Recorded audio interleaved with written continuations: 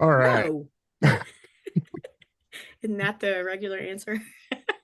It's when you have some PDA, then absolutely. All right. Well, welcome to everyone who's watching on YouTube. Best way to join us is on Zoom, and you can quickly register. All right. Oh, No. hold on. I'm gonna get that feedback real quick. Let me stop the audio. Mute. Okay. Best way to join us is by going to our website, adhdrewired.com/events, and you can be joining us in the Zoom room where you can talk to us and ask your questions. All right, let me actually hit record on this. So if I ever use this as a podcast, we'll have it there. All right. And it's recording. There we go. All right. And three, two, and one. Welcome back with another episode of ADHD Rewired. We are recording our live Q&A January 14th, 2025. I am joined by coaches Brian Entler and Kristen Martz. Hello, hello. How are you? Hello, doing well. How are you doing, Eric? I am hanging in there. I'm kind of half braining today. I didn't get the best night of sleep last night because I had a goal that I actually achieved that kind of backfired. I mean, I'll tell you about that in a moment, but I want to check in with Kristen first and see how she's doing. Yeah, that doesn't sound good. So you're going to hear my horsey, craggly voice. That has been going on since December 10th. I was much sicker back then, but I was pushing through Christmas, which I imagine a lot of us can relate to. And I think I've been trying to give myself time to recover now, but it still hasn't quite happened. And I mean, I'm still a little fatigued and weak, but I'm just trying to manage my energy because we know how that goes with ADHD on top of when you're sick. So yeah, but I'm happy to be here because this energizes me. So yeah. Well, I'm glad you're here, and I've been kind of wrestling with some illness stuff too since like kind of right before New Year's, and so yeah, that definitely impacts me. So as I was saying right at the start that I had achieved a goal that I've been wanting to do for a while that kind of backfired, and my goal was I wanted to put up a bunch of like shelves in my cat's room for them, and I did. And it took me all of an ADHD weekend to actually get a couple shelves put up because I don't do that kind of stuff enough. So it just took me a lot of things and unnecessary holes, which I totally knew was going to happen, which I was fine with because they're the cat room. So I'm like, it's my experiment room where I get to relearn how to do handy things. So they love it. They absolutely love it. And they loved it at 1 in the morning and at 2 in the morning and at 3 in the morning. And so yeah, it totally back because I got to figure out how do I now not hear them at night, Are you wall to wall? Yeah. What about I'm thinking I'm sitting here looking at all my sound absorbers and kind of wondering if that is Well, something that would work. potentially, because I was thinking about like how to also like absorb the sound of them jumping from like the top shelves onto the floor. Um, oh yeah, they're crazy orange cats, and I love them, and they are also yeah, because if it's something that I'm hoping it'll be like the ADHD thing where it's like new and novel right now, so they're like really using it.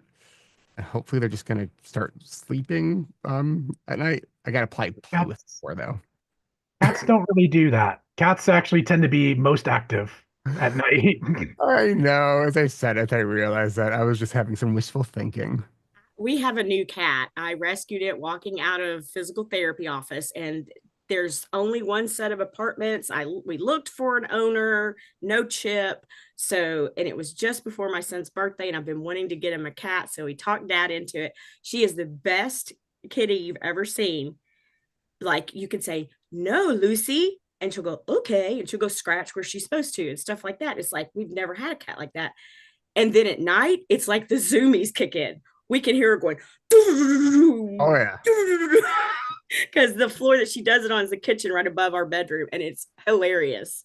She doesn't do it enough to bother us, and there's not two or three of them. So I feel your pain, but it doesn't last as long for us. But yeah, so I get Uh, it. cat problems with ADHD. It's definitely funny. Anyways, let's answer some questions here. Um, all right. So I think we have a question, and if you do want to go live, just put in your in the question that you ask, go live. But we had a question about the 12-week year. Carla asked that I keep hearing about people doing the 12-week year. What is it, and why do so many people like it? What type of folks like this? Um, Brian, do you do the 12-week year? Yeah, I'm actually doing it right now. I'm gonna, Uh, I'm gonna let I you speak to it because I actually don't care for it, but I want you to speak to it then. Well, actually, it fits in really well with something I had been working on before the 12-week year. I discovered the 12-week year when I was actively looking for planning methodologies that would work better for me and other ADHD folks. You might, as you are aware, but our folks at home might not be aware, on our alumni network, our online community that many of the people who have gone through our coaching program stay in afterwards, I started a weekly working session specifically designed to carve out time for long-term goals and IBNUs, which is means important but not urgent, which are things that we all relate to. I'm sure we all relate. We have things that are important, but they're not necessarily have to happen today, so we tend to put them off. And I realized after going through the coaching program and then doing your fabulous year-end planning seminar a couple years in a row, that I would come out of the planning seminar in January with great ideas and goals and plans for things I wanted to do in that year. And then I would get to September, October, November, and realize I haven't actually worked on any of these because they were bigger long-term plans, not things that are urgent in the moment, so they're easier to ignore. So I designed my weekly session specifically to carve out time just to work on those things. But the 12-week year is it is kind of a planning methodology where instead of thinking of long-term goals as in terms of annual plans over 12 months, you shrink it down to 12 weeks. And you only focus on the next 12 weeks, more or less quarterly, but it can be any 12 weeks. So the idea is to not look at huge, enormous long-term goals, but to make your goals more granular and smaller and time defined, and also narrow your focus. Like usually in a 12-week program, 12-week year program, they recommend only really focusing on 2 to 3 goals at one time, and then planning out with intention how you're going to work toward your goals or some incremental part of your goals over 12 weeks. Breaking it down, making it more simple, more granular, narrowing your focus, and narrowing the time interval are all things that seem to work really well for me, and also I believe will work well for a lot of ADHD people, as opposed to having a huge nebulous big picture plan, breaking it down into smaller pieces to make it more manageable, easier to track, easier to plan and track your execution of the individual portions. Did that answer? Is that a good answer? I'm not sure. Yeah, I have so what do you see as a difference then between that and just like quarterly planning? It is largely quarterly planning, but but there's other specifically things in there. You can say you're doing quarterly planning, but the 12-week year also has a whole bunch of other like they just have basically it is quarterly planning, but they have their own language and methodology for it. Okay. Kristen, you have some thoughts on this? Yeah, but I had a question based on what you just said. I thought quarterly planning, though, was around your annual goals. And with the 12-week year, Brian, correct me if I'm wrong, you can recreate every 12 weeks. Is that Well, yeah, right? you stop and pivot. Like I know I'm moving into my first 12-week year program. The plan that I did was actually the last quarter of 2024, and I'm now moving into my 2025. Yeah, two of my goals are the same goals, but at the beginning of the new 12-week year period, I sat down, I went through them, I brain dumped. I said, okay, where am I now? Where do I want to be in the next 12 weeks? Because I haven't completed the long-term goal yet. But it's all about incrementalizing it, being like, Yeah. okay, what can I do in the next 12 weeks? What do I do each of the next 12 weeks? What are my benchmarks for that period? I So you hear it can, gives permission instead of sitting down and thinking of it as maintenance every quarter. It's almost permission to know that you can continue on, add, completely change, modify. And I like that sound of that. It makes me lean in more toward the idea of looking at it. oh yeah, no, it's very flexible and it has to be like you can decide, well, I'm going to Yeah, going into 2025, like two of my first 12-week plan for this year, like two of my goals were the same goals, Yeah. but I went back and looked back at what I'd done in the previous 12 weeks and then looked forward and then started all over, re-brain dumped, re-mind mapped, reprioritized. So it's like starting anew with a new 12-week plan each It's like a time. dope hit. Exactly. Yeah. Hmm. So Eric was asking me to send a message saying I wanted to speak a little bit to the opposite of it. Now I have still yet to concretize, if that's the right word, the way I plan. What I have discovered though, since being in the program, is that first year, Eric probably remembers because I was an admin in your group, and it was like, oh, on point. On point is going to be my annual theme. I remember that. I'm very much a theme girl, and that helps. Um, so I finished that year, but I didn't finish everything, and I was still very inspired by On Point. So I just said, "Ooh, I'm going to continue On Point." I still did all that extra stuff, the redo kind of thing, brain dump, all that, and looked at those things, but I kept the theme going. And then I got to the end of this year, and On Point, it felt like I had sort of achieved that. So then I went last year to closing loops. I'm still on it. I'm starting to notice a pattern is that I still need my closing loops. I closed a lot, or I at least kick started, but I still need longer time frames. So I think for those, so just in general, talking about planning, yes, 12-week year is great. Yearly planning is great. I know some people who teach school, they tend to do their years at their year dates at different times. I think you could do semester, and summer. There's lots of ways that you can create it and make it your own. And no, you need to start recognizing your patterns too. Um, I will, if I'm really feeling off, I will theme my days. Just theming for me, I think it's because I come from a theater background and dance teach, and we always had themes every year for recitals. And so that kind of gave direction without me having to figure it out. So I think that sort of helps me with tracking. So I will use I've got them somewhere on my bulletin board over here, and I just go back to the bulletin board. I don't use it all the time. I use it when I'm feeling lost.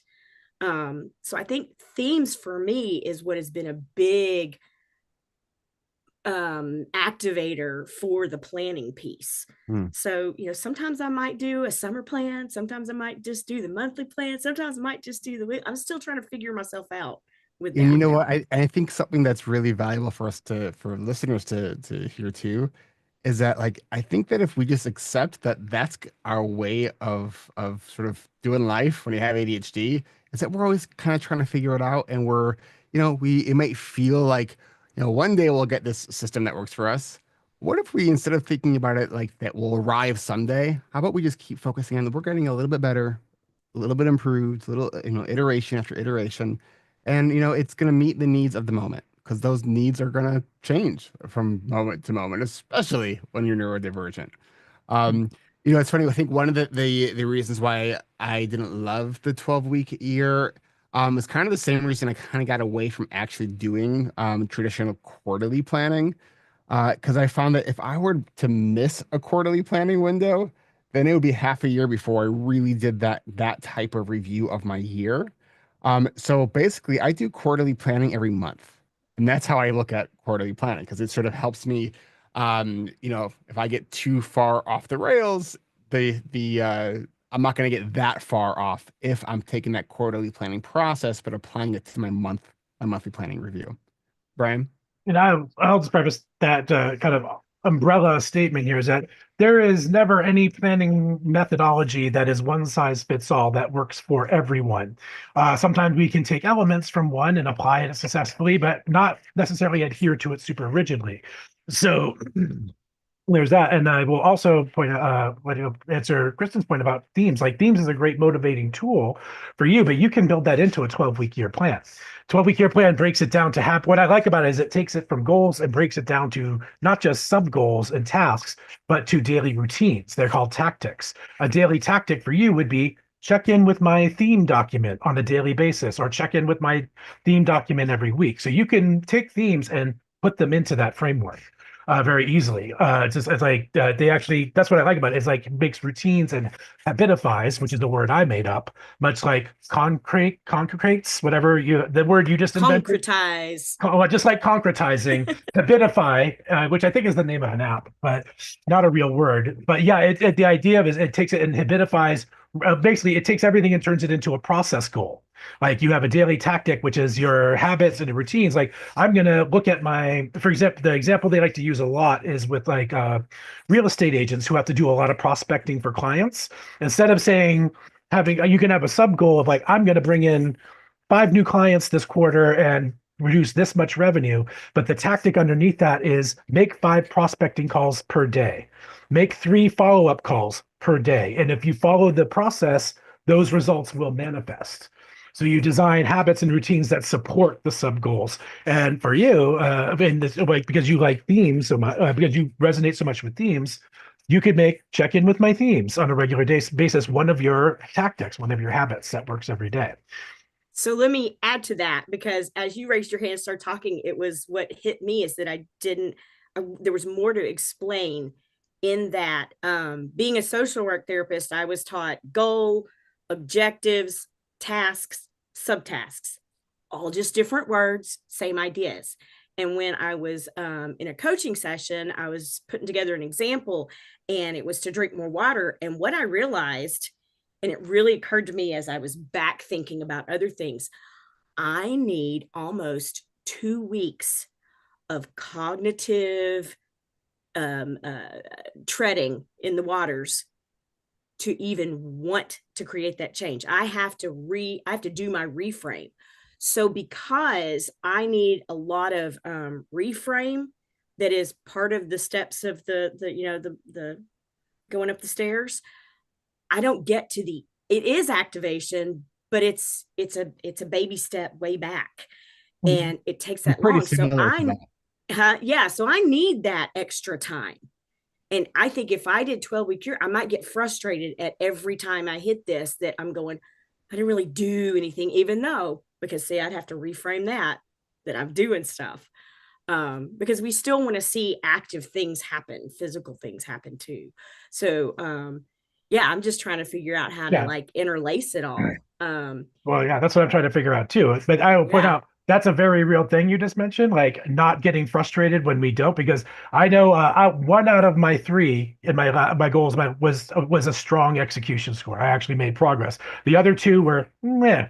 So staying in a growth mindset is part of it. Like, okay, we look at the past experience, we actually analyze the previous 12-week year, like what worked, what didn't work, what do I do differently this time? It's staying in the growth mindset from 12-week year period to 12-week year period.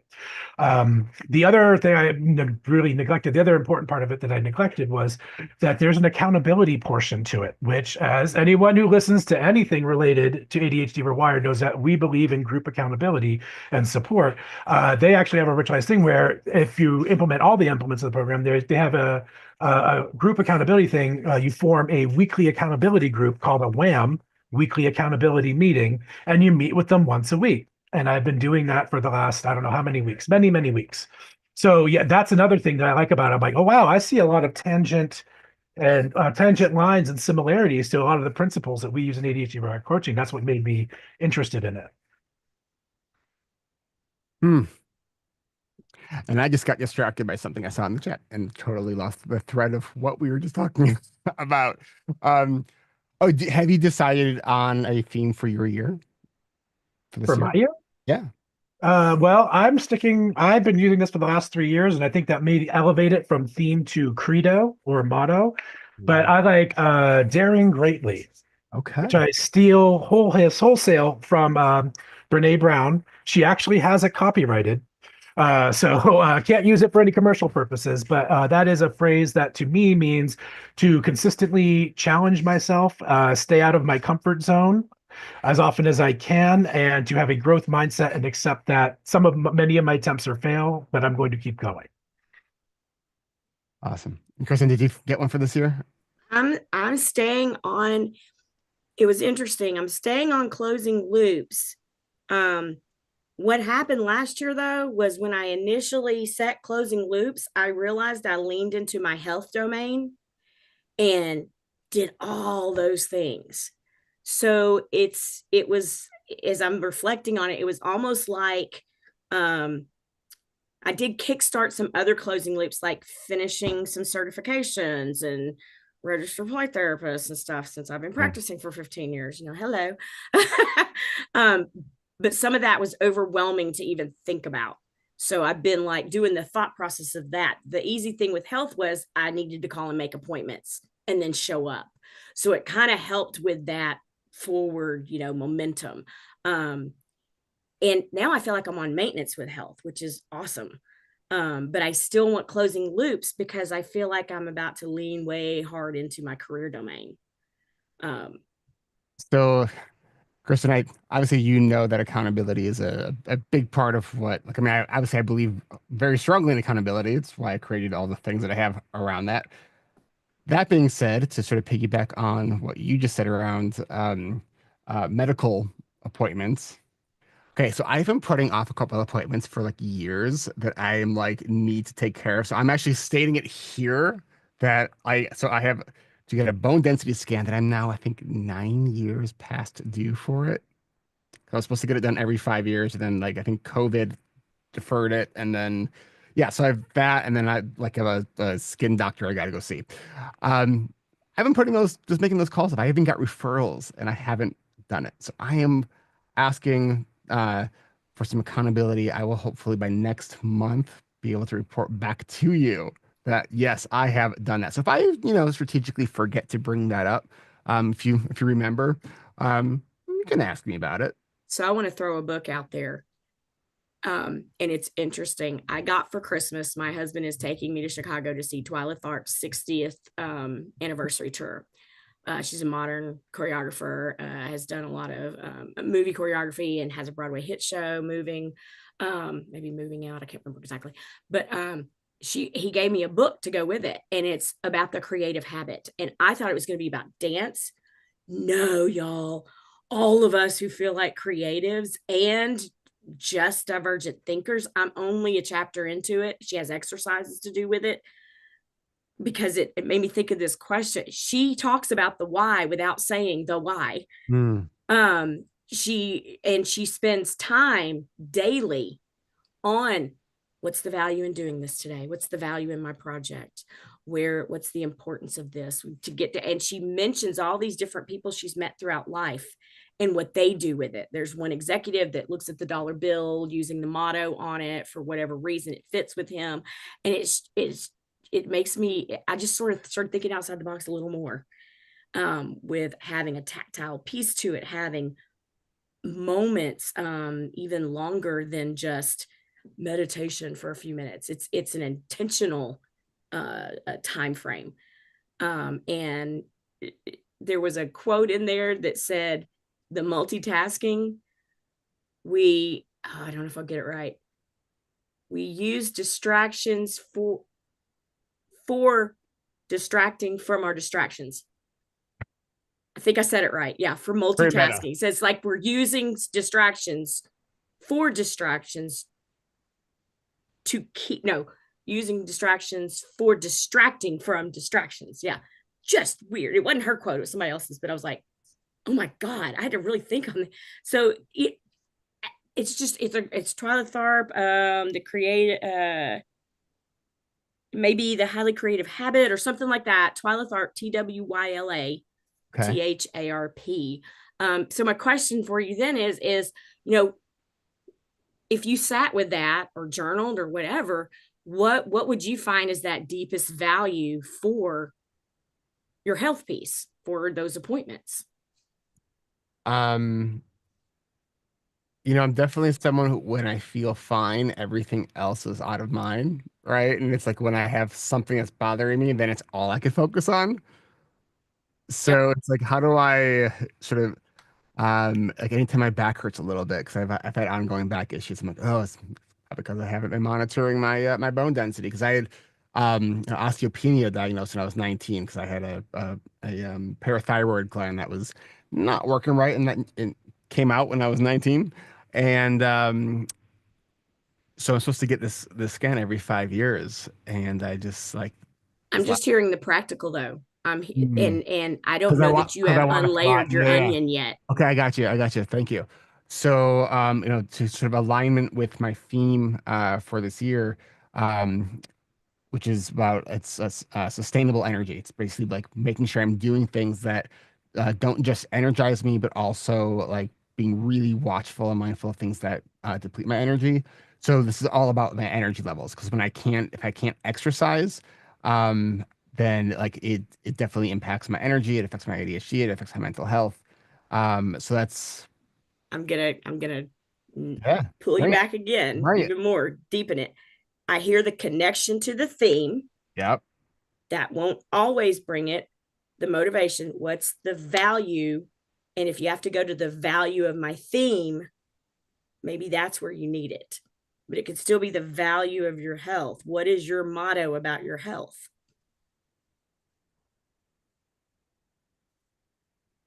Well, I think if I understand what you're asking, I think the value is because I still have a lot of years ahead of me, and I want to be like well for this. And if I'm not taking care of my health, like I mean, I'm as people know that I've kind of been coming out of this period of burnout, and I'm not out of the woods yet, which is why my theme is so focused sort of on that.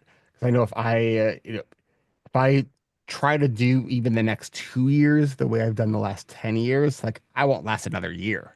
Right. So it's like this idea of like, all right, I have to really do things differently. And that includes like staying on top of the underlying health issues. So I figured out I am such a challenge girl. I love competition. Um, but I also I like winning, but I also like it when everyone can win too. But I'm not I still believe in trophies. Um, and we were doing bucket lists, and I was like, y'all, I'm working on closing loops in my health. And one of my bucket lists since I was like 7 years old was I'm going to live to be 100. Then my core value of connection has kicked in. My grandmother's 97 and is still doing really great. And I'm like, I'm getting to record stories of her youth. I'm getting to ask her, I'm getting to spend time. And I went, I want to do that for my next kid, for my kids and whatever kids are there. I want to be able to have that kind of relationship. So that really sunk into my values of connection, but it really got the starting block when I went, oh yeah, hell yeah, I'm living to 100. Because that's my challenge since I was a little kid, and I'll be damned if I'm not going to do it.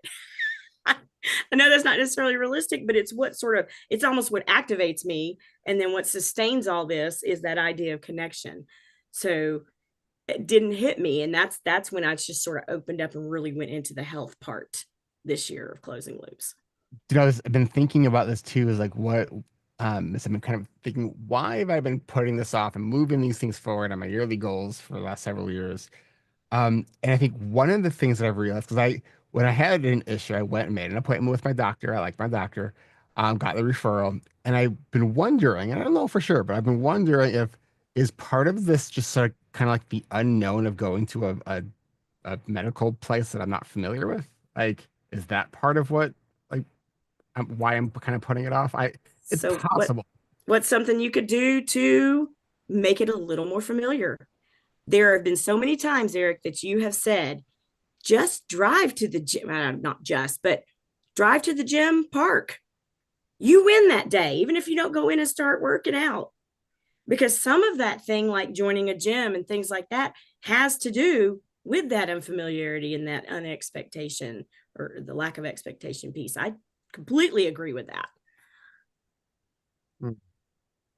Yeah, I guess part of it is like I think there's maybe twofold thing. It's the finding the why or what the value is, but then also trying to identify what's the stuck. And I think like identifying both I think is helpful. Agreed. More information, you're making a more informed decision for yourself. So yeah, totally get that. Yeah, because it could be, is there an avoidance? Is it stuck or is it avoidance?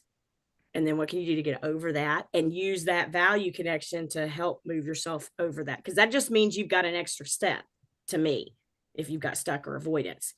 It still goes back into the value piece. The importance piece could be what helps you take that on, whatever it is. All right, let's look at other questions. Do we have any other questions here? If not, we can also jump in for a quick break and then come back. And Brian, when you sent your message out to everyone, it only went to us. On my end, it says host. Oh, host and panelist. Whoops. Yeah. I thought that meant everyone. Oh, Got to everyone. read all 3 words to know where it's going. Mm. All There we right, go. let's take a quick break for the podcast, and we will be right back. All right, so we got 6 of you who are watching on YouTube. So if you want to join us here on Zoom, go to adhrewired.com/events to join us. And for those of you who are here, if you can put your questions in the Q&A box so we can answer some more of your questions. All right, And if no one else asks a question, I have a question. cool. I was going to say too, we could even throw out, an executive function and maybe then get questions percolating or something.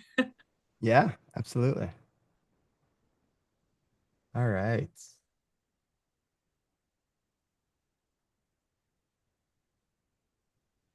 All right. Well, as we are waiting for some questions to come in, um, we can transition right back. So, all right. And we are back. So let's see. It's been, I don't think I have put out actually one of the live Q&As on the podcast feed since like April of last year. So I'm not 100% sure what I'm going to be doing with these. I probably will get them edited and put out at some point. But I got to tell you, like, it has been a kind of a freeing thing, not being so like sort of obsessively like focused on getting an episode out every single week, because did that for 10 years, and yes, I'm proud of that, and I also think it's probably contributed a bit to the burnout. So I'm like, you know what, when I reinvent the system that's going to work for me now, like, that's when I'll do it. And it's kind of nice to actually not be so like, goals are great for direction, but I don't think that it means you have to absolutely like do the thing every single time. So just wanted to share that. All right, let's see. We got Brian, you said you had a question that you wanted to ask. Well, I do. This is something that's on my mind for myself, and I believe it'll probably be relevant to a lot of other ADHD neurodiverse folks. How do we maintain our executive function and our focus and our general well-being in trying times when our attention is being pulled every other way and direction? I will use the terrible situation with the wildfires in Southern California as an example, where we started off talking tonight, where many of us, we may or may not be personally connected to it, but it's still on the news. It's still on reels. It's still on everywhere we look, which it should be. It's a huge event, but obviously there's a lot of emotion tied into that. We feel sympathy for the people who are suffering in Southern California, and also all the political drama and the stuff that's rising around it, and is probably just going to get bigger and bigger. How do we stay on? What is a good strategies for ADHD folks to stay on track with goals that are important to us while also holding space for difficult things like that? And I'm going to preface this. We don't talk about politics in here, but we are also creeping closer and closer to the 20th. So it will, again, this is tools that might be good for this situation and for the years to come. So I think it's very important to have a conversation about that. I would like, Go ahead. I just want to throw out there, it immediately sounded, I got a metaphor in my head of like trying to get somewhere in your car and you have a detour. And the ones where they lay out the directional, arrows and stuff are awesome. I don't have to worry about it. I just take that detour and go, and I still move forward and get where I'm going. And then the ones where they give you the most vague detour there, but then you're like, wait, which way do I go at the end of this street? And you're trying to look and say, is the sign down there? Down there? That's so much harder. So that reminds me of, we need to create like our detour maps. I love the question, and I love connecting with metaphors. And so I just love that you spawn that in me, Brian. That's wonderful, because I struggle with this too. Oh, I love the idea of a detour map. Like when we become aware that we have gone off on a tangent or we have become maybe slightly emotionally dysregulated because we saw something on the news or something is happening that is like, I'm a caring person. I care about other people. I see people suffering. We immediately, like emotionally, because I say this in my coaching all the time, that the X factor that we often miss when thinking about executive function, we want to believe it's all up in the prefrontal cortex, but it's also in the emotional centers of our brains. It's the interplay between them. So if something is emotionally dysregulating us, it's going to affect our overall executive function. So how do we make, I love that phrase, how do we make a detour map where, and I love the idea of making a plan, brain dumping it, maybe even mind mapping it. Just so if you have the steps or the action plan laid out, like you don't have to reinvent the wheel every time that happens. You don't have to reinvent the wheel every day of the week when something comes up. You have like a plan for it. I love that idea. Chris, I don't remember if we were talking about this last time or recently, but the idea of creating like a an owner's manual for yourself. I feel like that's like in all different sort of areas of life. I had this, so I've been thinking about doing this for a while, and I started kind of putting together the kind of the bones of this when I took a little sort of self trip about a month or so ago.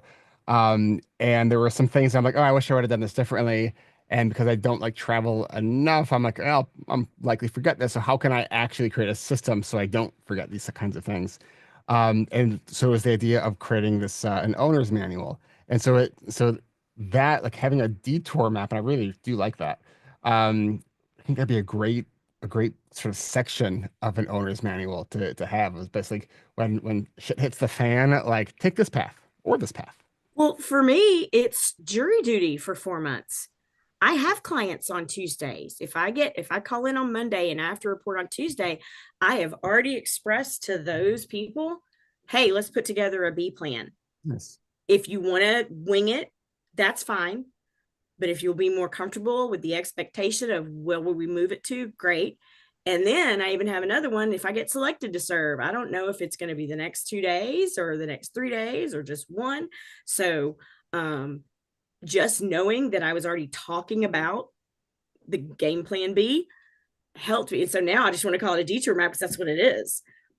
Because I would be an emotional freak show if I hadn't thought about this in advance, or if I just tried to schedule everybody differently just in case, and then went through 4 months and never got called or anything. That would make me emotionally crazy.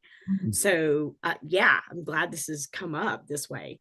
And I think that it's interesting because I think that there's the things that we can create these sort of plan Bs for when we know that they're going to be happening, on a somewhat regular basis.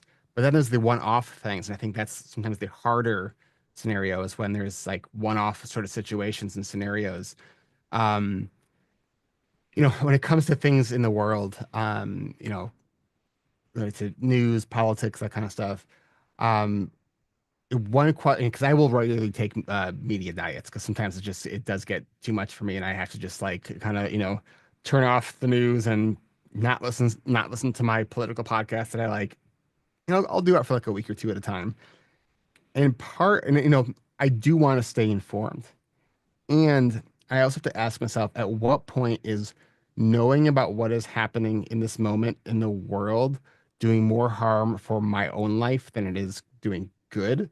Right. So it's like, unless, my job involved needing to stay in the know for all politics or any world events, because I'm actually doing something about that related to my work, that's going to be a different scenario versus I just want to be informed because I think that's a good thing to be as an informed citizen, right? But sometimes the dumpster fire of the world is so hot that if we don't take a step back, we're going to get burned, right? And I think it's okay to say, my mental health needs to take that step back. So, it can be having a week sort of timeout from watching or listening to any news. Um, it's whether or not we are tuning into the news for a week or two at a time or not is not going to have an actual impact on the events of the world. Um, I think the other thing is too, if you're really kind of ruminating or struggling with something, like don't worry or struggle alone, right? Like reach out, connect with others, talk to people. And don't just doom scroll on the internet. That sometimes can be even worse because now you're getting, thoughts and feedback from people who you don't know who they are, right? Like, listen to the people who have earned, the right to offer their thoughts. And, so I think we have to be really selective about like where we're putting ourselves out there, when we're struggling with something. Um, Absolutely. and it's, Okay. go ahead. I'm sorry, I just got excited. I didn't mean to cut you off. Please finish your thought. I'm trying to remember. I think his name is David Rose. I could be completely wrong. He's Instagram. He has these videos. And when you were first posing your question, Brian, this one of his videos popped up in my mind where he's sitting down at the piano. He's got this like cardigan sweater on, beard. It's just a very wholesome kind of guy, and he goes, "This is a song about parenting," and he starts with this very like melodic, sweet kind of piano sound, and then takes this deep breath. He's about to sing something, and then he just starts screaming, and it is like. I I think I've watched that reel over and over again because it's just something about that just like speaks to my sense of humor of the absurdity of life sometimes.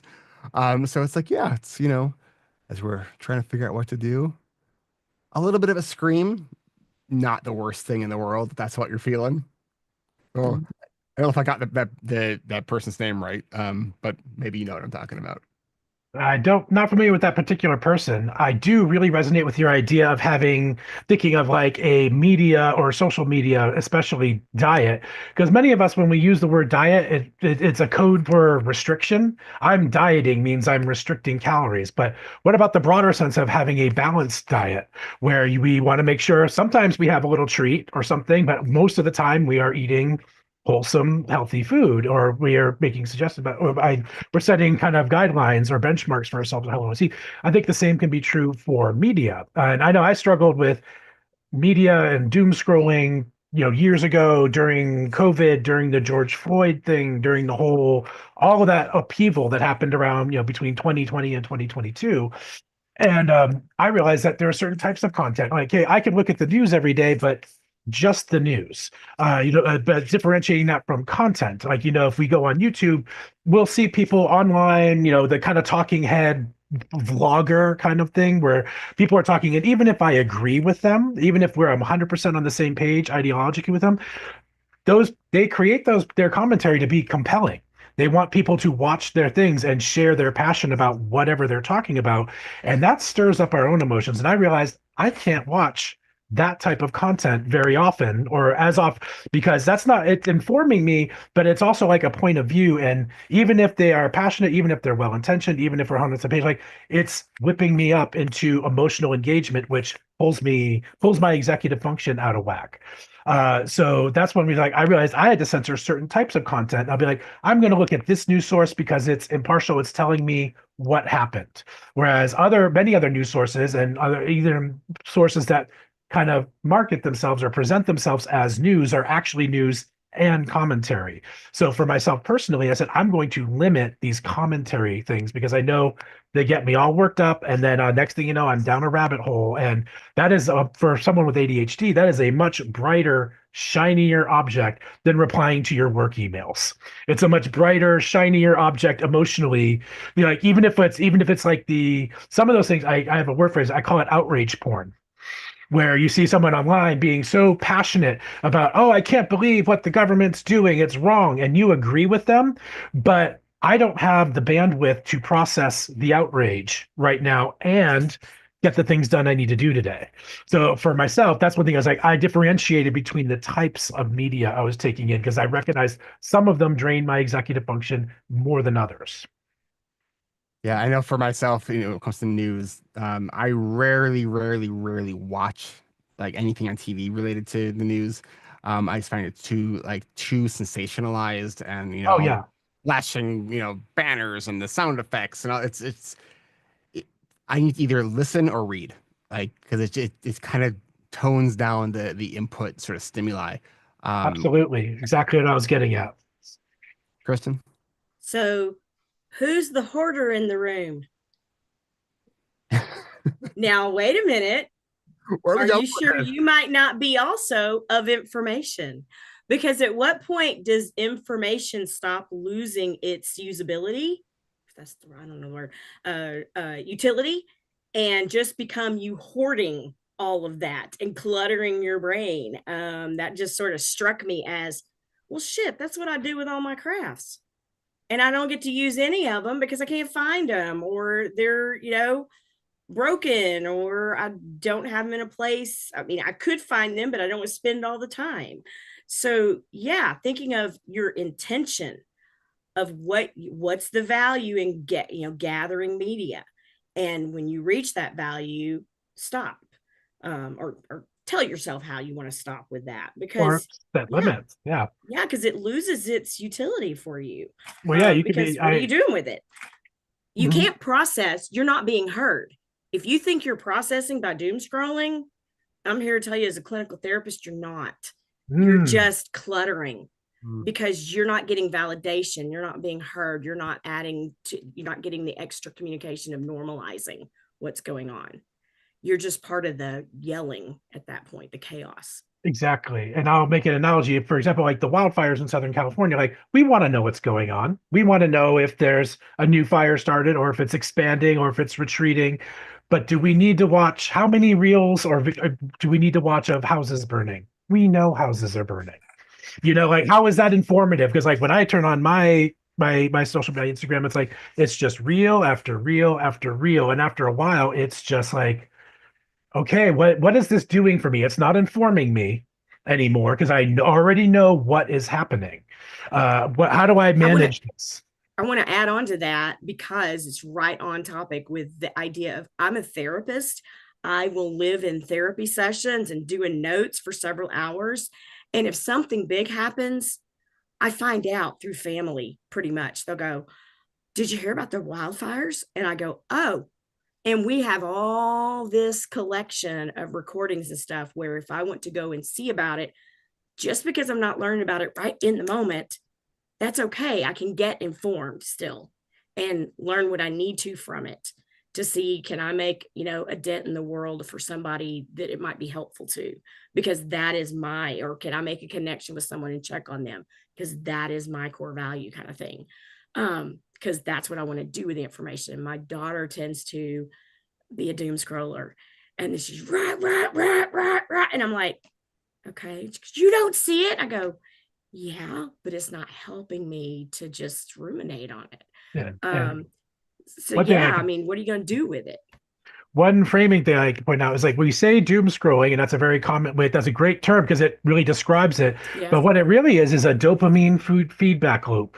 We get a little hot shot of cheap dopamine in our brain. When I think about it, for me personally, when I think about it about what's going on in my brain, that helps me see it for what it is. We Uh, we get think this like about we that, get. Brian. What are people doing with that?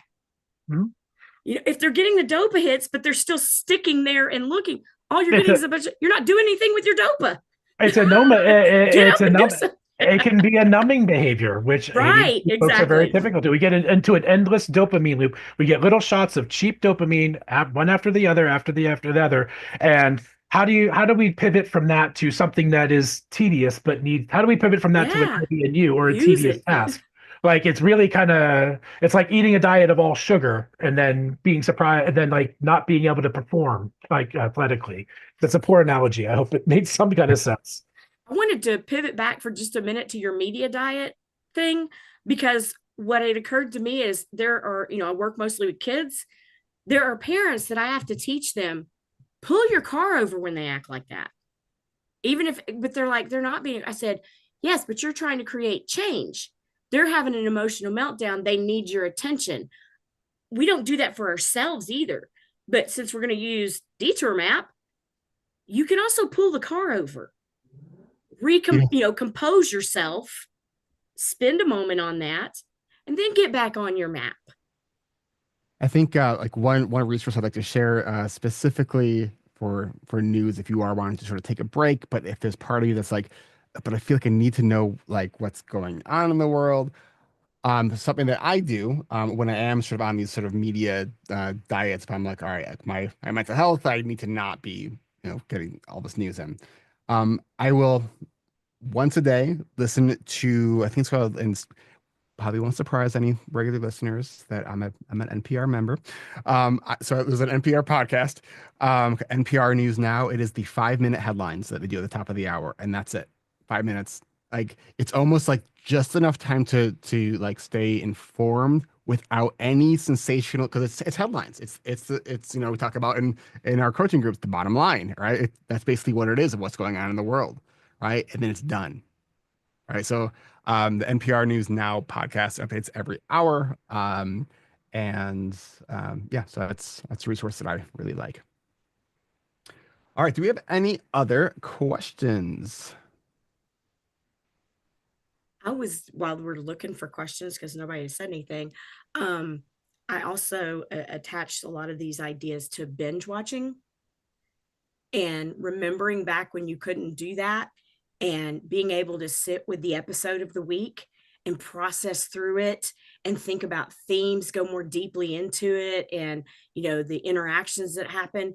And when I start to feel like I'm numbing or I'm just excited, I'm getting the dopa hit because I'm excited about what's going to happen next, I have to remind myself I'm missing out on that piece of it. Because what value do I want from it? I want to really fully enjoy all the aspects of a show or a movie, a show in particular, because of binging. And so again, it's about that intention, not necessarily about intention to stop, but intention from one show or even two. I don't necessarily call it binging if you watch two. We've done that just over even though they're released weekly, we get behind a week, we'll watch two in a row. I think binging is when you start to lose what all did I just see. But yeah, I think connecting and doing that.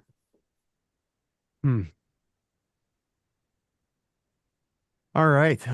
Just taking a quick look to see if we have any other questions coming in. Let's Eric, see. somebody in the chat, but I couldn't tell if it was a question or not. I find that thinking about so this is Kathleen. Is there a question in that part of your chat? I don't want to read it out to the public if you're not wanting to share it. It just seemed like there's kind of a question in there somehow, or maybe something to talk about there. Let's give her a sec to post something for Oh, clarification. she said something.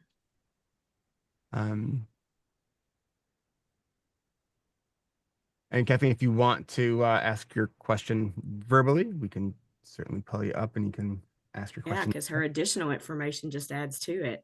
Yeah, so just let us know if you're in a quiet space so we can pull you up.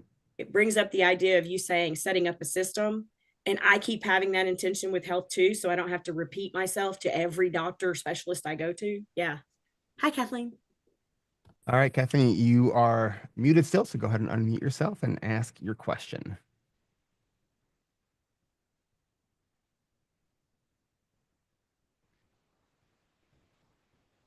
Sorry about that. I was in the chat. I'm on my phone, so that means I can't see the mute button. No worries. Go ahead and ask your question, Kathleen. Anyway, so again, I'm on my phone, so I'm not on headphones. You're fine. Go ahead. But I just wanted to say, yes, that was my point. I have a genetic disorder, so my whole life I have had to explain myself to new doctors. Right? So I want to say that when I get a referral, it's like, and you don't always have a lot of time. They get so much in their records that a specialist is not going to understand, like, well, I have fibromyalgia, I might have allopecia, but I have to be careful how I exercise. You have to think of that if you assign me exercises.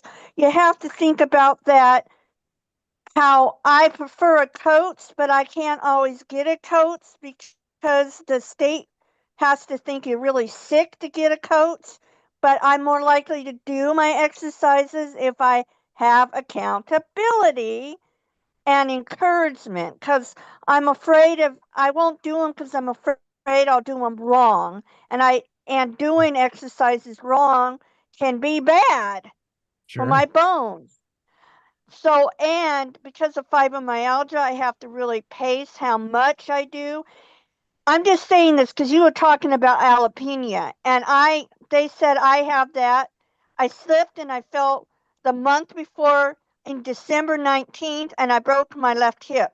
Hmm. And the doctor said that he thinks I have alopecia. I still haven't been to a doctor about that. One, because of COVID, and second of all, just the logistics of getting into the doctor. You know, there's a waiting period, and me being overwhelmed with the process and thinking about explaining myself.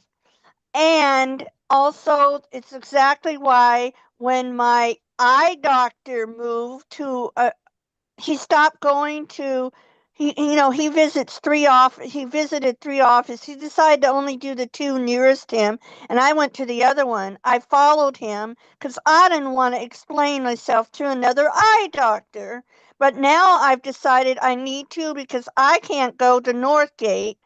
I mean, I can't make that trip because I broke my hip and there's a slight hill, and I don't want to be going up and down that hill. I mean, I can get to the street, but I don't want to go up and down the hill to get from the sidewalk up to the building Yeah. because I'm afraid I'll fall. Kathleen, can I ask And you? I don't mean to carry on so much, but it's all of that stuff that can get involved with going to the doctor. Okay, so we're circling back to that the discussion about the doctor. So do you have a question in there?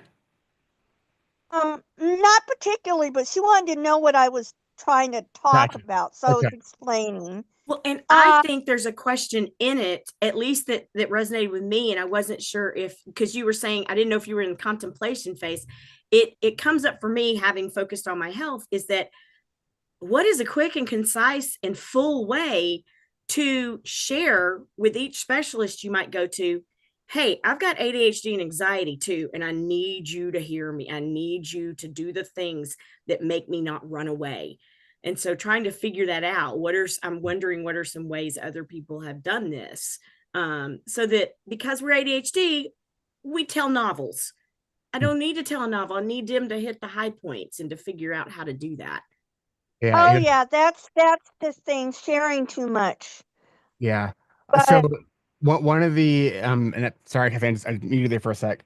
One of the things I've seen some people in our community who have some chronic health stuff is they have these like organized binders that they bring with all of their medical appointments, right? Because it's too much stuff to keep track of sort of in your head. And Kristen, I love the kind of what you said, that sort of that self advocacy component. So telling your doctor that you have, here's what I need, so I don't run away, or here's what I struggle with. I think that's a super important part of that sort of self advocacy. I've also been seeing a lot more stuff coming out about medical gaslighting, specifically around for people who are neurodivergent, like whether it's like doctors not believing you, right? Yeah. That's and I think we're seeing this as a more pervasive problem than I think we've realized, which is why I'm seeing it, I think, in a lot of different spaces now. Um, but Kevin, thank you so much for your comment. Yeah, thank Um, you. yeah. So let's do this. Let's wrap this one up. Since we're about at the hour mark here. And I want to thank y'all for joining us. There's Chris, you have what did I miss? there is there's one really great question in chat. Okay. If you can maybe give it a couple more minutes, would you guys be on board? Because I would like to address it. You Well, bet. it's in the question and answer part, Oh, the right? question and answer. Yeah. Okay. Do you want to go ahead and read the question, Brian? Thank you. This is from Gerald. Hope I'm pronouncing that right. Would like to know some of you or others in coaching experiences you've had on overcoming masking of ADHD, in particular, how to signal to others you are struggling in ways that are less likely to be missed and preferably easily accepted. I find this a uniquely adult ADHD problem as children are not held to the same expectations, which I think is a great question, which we could do an entire hour I just on that literally just pictured question. that. But that's why but I did want to acknowledge the question, and we'll give it our best shot in the time available because it deserves to be acknowledged. That's a great question. I almost want to see if we can convince Gerald to come back next month and ask this question right at the start. No, it is such a good question. And I think the more sort of awareness and recognition that I think us as adults are having around masking, I think the more important this question really is. Um, Sometimes it could be signaling things like with your clothing choices. I mean, like, for example, I have a shirt that I'm wearing today that says neurodivergence, celebrate the spectrum, right? It sort of communicates, that I'm neurodivergent.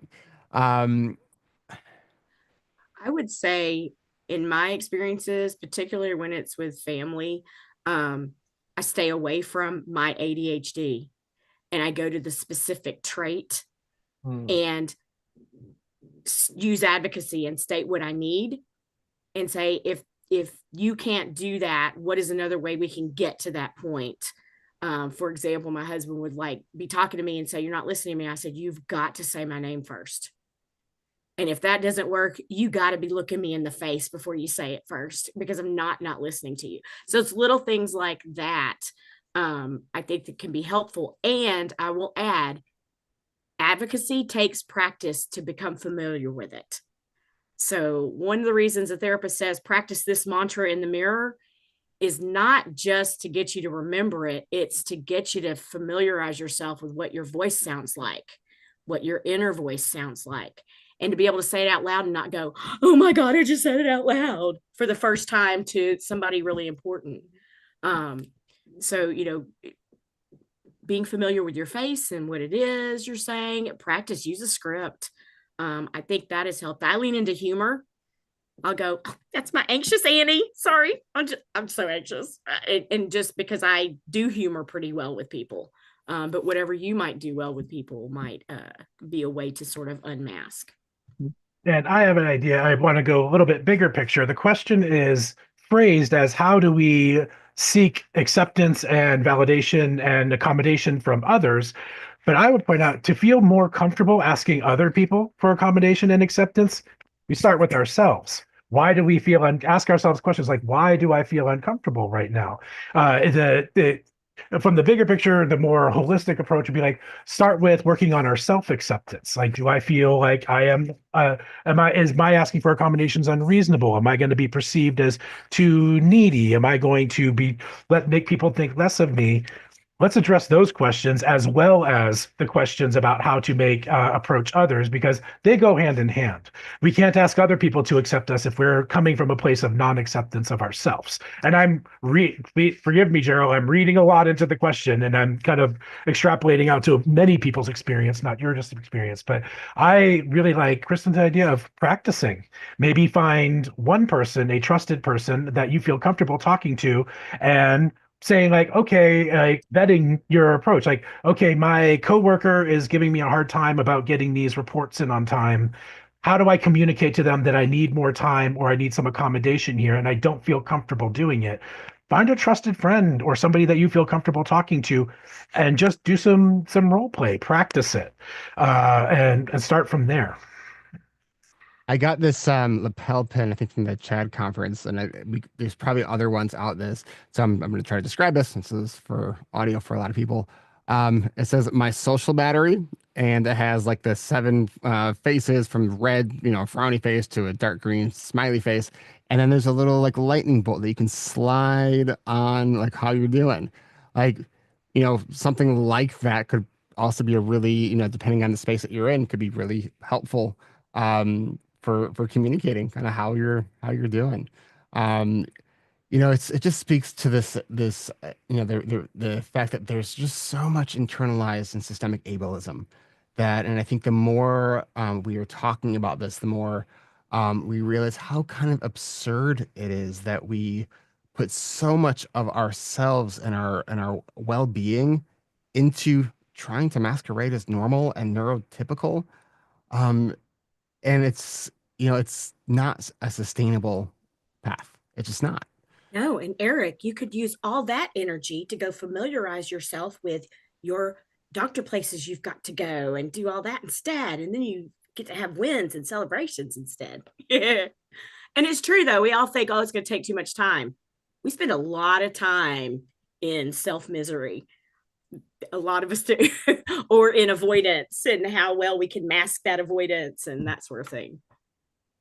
All right, well, let's wrap this one up. We will be back here next month. I want to thank you for being here. Happy New Year to everyone. Be safe, stay healthy, and we'll catch you in February. Thanks, everybody. Kristen, you got something? Does everybody need to be aware in case you get called to jury duty on the day of the schedule? Will you have a backup plan? Will you send out an email? What will you do? For me? Well, yeah, because if it's scheduled for next month, the second Tuesday of the Oh month. no, my thing's only for a week. Oh, you're done. Yeah. So mine's 4 months. Oh my God. Yeah, sorry. 4 months. Sorry for the extra tag. Right? That's Yeah, but we don't always have to report. So we just have to call in for 4 months. And then they said they do 4 months. That's yeah, a lot. But they said if they start using y'all too much, then they go to group B. There's like a group A and a group B and stuff. So. And I hate to tell anyone to not fulfill their civic duty, but I can tell you as an ADHD person, I have many times ignored those notices and nothing happens. I've been hearing that. Can you imagine what the courts would be like if they were actually going after people who didn't respond? Like they would need a separate court just for jury duty scofflaws. I have 2 parents who've already shared this and been scared, and I'm like, well, I don't want to be scared. Yeah. Trust me, if you're actually approaching the point where that something is going to happen, they will let you know. Just letting you know, like, don't panic if you missed. I've completely forgotten about it. Yeah. Multiple times, and nothing happens. Oh my. Well, thank you, everyone, and we'll be back